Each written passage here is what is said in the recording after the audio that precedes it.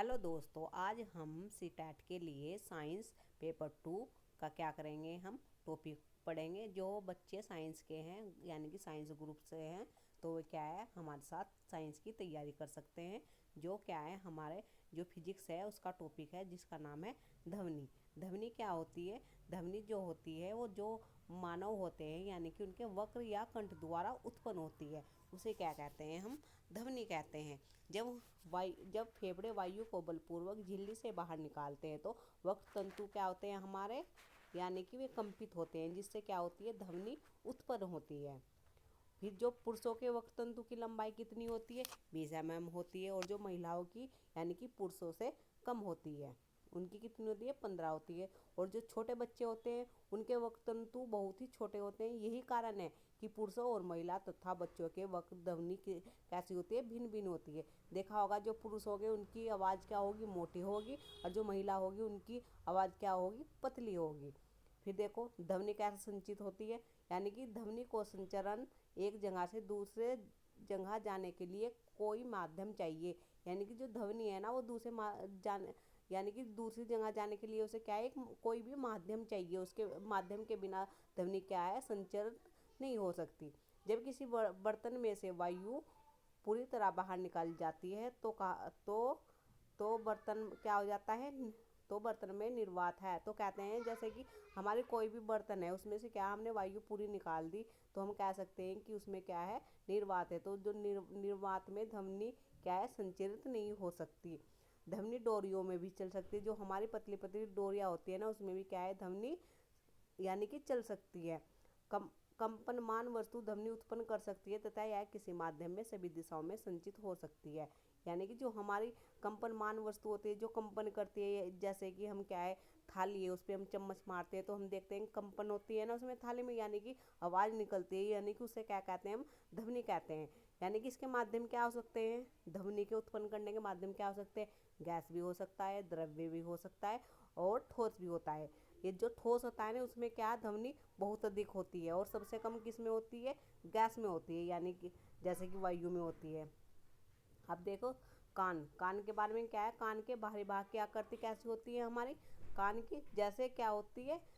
Funnel के जैसी होती है। जब ध्वनि इसमें प्रवेश करती है तो यह एक क्या बन जाती है? नलिका से गुजरती है। तो नलिका जिसके सिरे पर एक पतली तनित झिल्ली होती है जिसे कर्णपटल कहते हैं। यानी कि जो हमारी यानी कि जो कान है ना उसमें ध्वनि जाती है तो वो क्या है? एक तनित झिल्ली से गुजरती है जिसे क्या कहते हैं? वो कर्णपटल कहते हैं। कर्णपटल एक तनित रबड़ की सीट के समान होता है। यानी कि जो हमारा कर्णपटल है उसे हमने क्या मान लिया? एक रबड़ की सीट के समान मान लिया।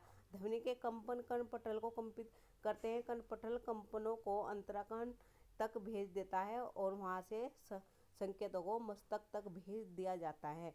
इस प्रकार हमें क्या होती है? ध्वनि। जैसे कि हमारे कान हैं तो वो क्या है? एक रबड़ की सीट के समान मान लिया हमने। जब इसमें क्या है? ध्वनि कंपन होगी यानी कि कंपित होती है तो वो क्या है? हमारे अंदर की साइड जाती है और फिर उससे संकेत हमें कहाँ मिलता है? जैसे कि हम किसी को कोई बात बता रहे हैं कि ये काम करना है तो उसके क्या पहले कान से गुजरेगी, फिर उसके कान जो यानी कि जो ध्वनि गुजरी है उसके मस्तिष्क को संकेत देगी। उससे क्या हम उसे ध्वनि यानी कि पता चलेगा कि ये काम करना है और ये नहीं करना है।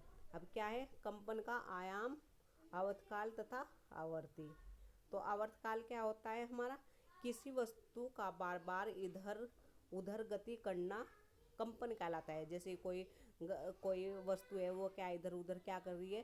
कंपन कर रही है तो उसे क्या कहते हैं? हम कंपन का आयाम कहते हैं। इस गति को क्या बोलते हैं? दोलन भी बोलते हैं।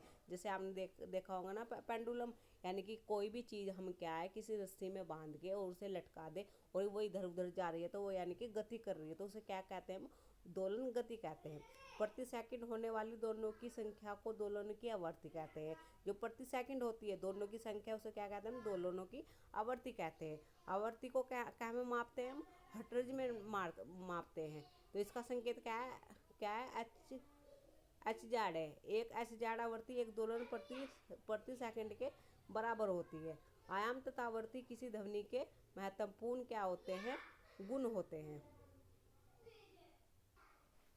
देखते हैं आगे प्रबलता तथा ताड़ुत। ताड़ुत क्या होता है और प्रबलता क्या होती है?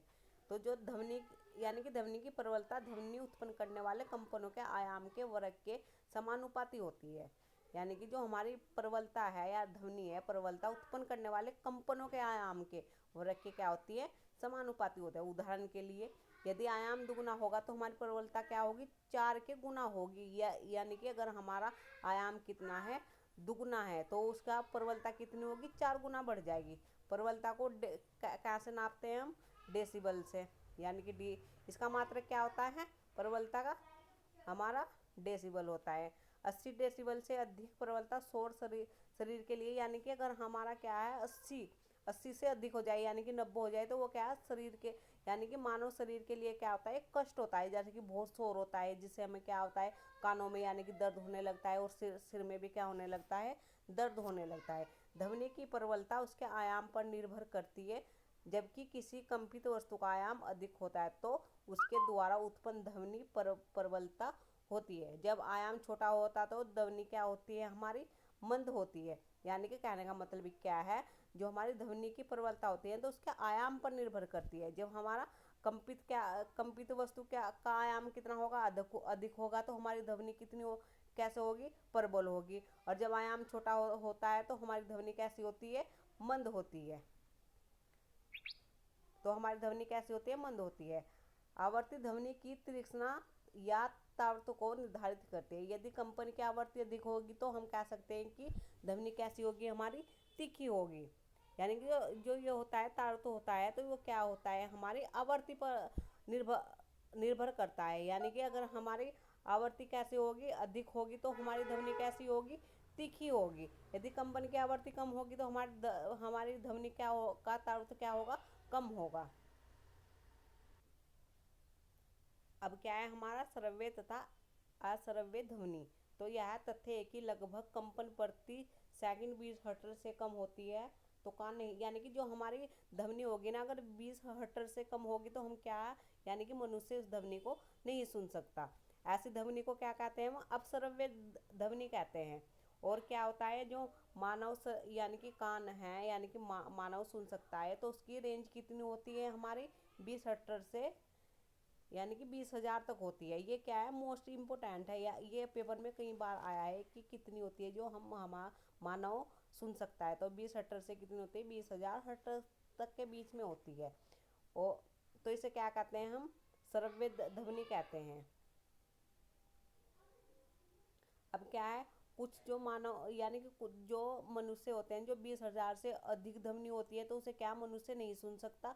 उन्हें कौन सुन सकते हैं, जैसे कि जंतु होते हैं, कुत्ते होते हैं, उन्हें क्या सुन सकते हैं, जिसे क्या कहते हैं, हम पराध्वनि कहते हैं। इसे क्या, जो चिकित्सक भी क्या करते हैं, इसका उपयोग करते हैं। और जैसे कि पुलिसकर्मी होते हैं, वे जैसे चोर वगैरह को ढूंढने के लिए क्या करते हैं, यानी कि जो कुत्ते होते हैं ना, वे उन्हें सूंघते हैं, यानी कि सुन सकते हैं, और ध्वनि भी सुन सकते हैं वे। तो वह क्या है, 20 हर्ट्ज से अधिक हो सकती है, जिसे मानव कान नहीं सुन सकता। तो ये टॉपिक मैंने आपको पढ़ाया ध्वनि, इसका पहला पार्ट मैंने आपको करा दिया, और दूसरा पार्ट में आपको अगली क्लास में बताऊंगी। अगर ये वीडियो अच्छी लगी हो तो इसे शेयर करना और लाइक करना। धन्यवाद।